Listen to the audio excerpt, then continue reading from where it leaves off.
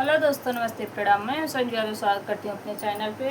मेरा channel Sanju Yadav official.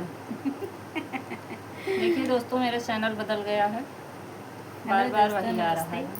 मेरा channel Madhuri Yadav official 880 नया चैनल बना है आज। इस तीनों चैनल पे गीत जाएगा। कैसे लगा कमेंट करके ज़रूर बताना। ढेर प्यार दुलार आशीर्वाद दीजिए, सपोर्ट कीजिए।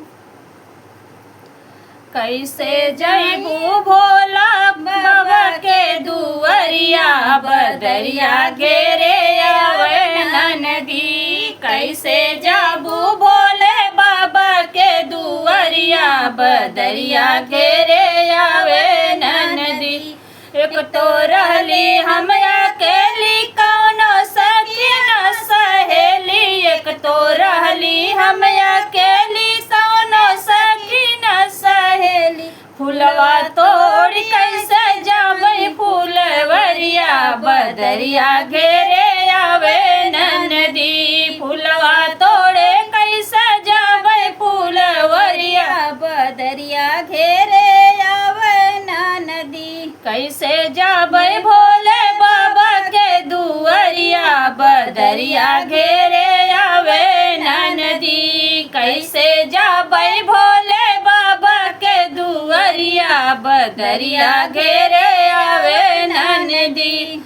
एक तो मंदिर घर से दूर, दूसरे बाटी मजबूर। एक तो मंदिर घर से दूर, दूसरे बाटी मजबूर।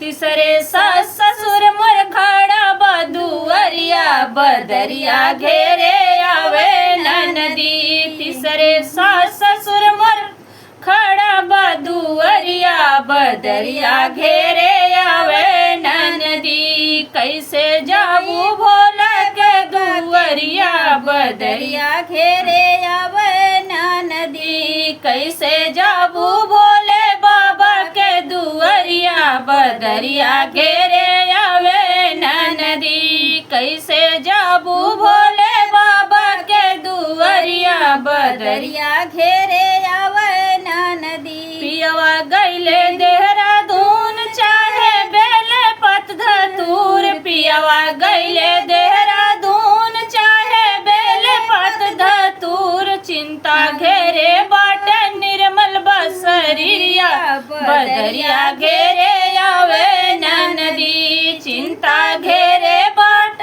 निर्मल बसरिया, बदरिया घेरे आवे नदी। कैसे जाबू भोला बाबा के दुवरिया, बदरिया घेरे आवे नदी। कैसे जाबू भोले बाबा के दुवरिया, बदरिया घेरे आवे नदी। तो दोस्तों सुनिए और कमेंट करके बताइए कैसे लगा है भोले बाबा का कजरी। नमस्ते, प्रणाम। ज़्यादा से ज़्यादा दुलार आशीर्वाद प्यार देंगे जरूर से। सपोर्ट कीजिए, ज़्यादा से ज़्यादा सपोर्ट कीजिए।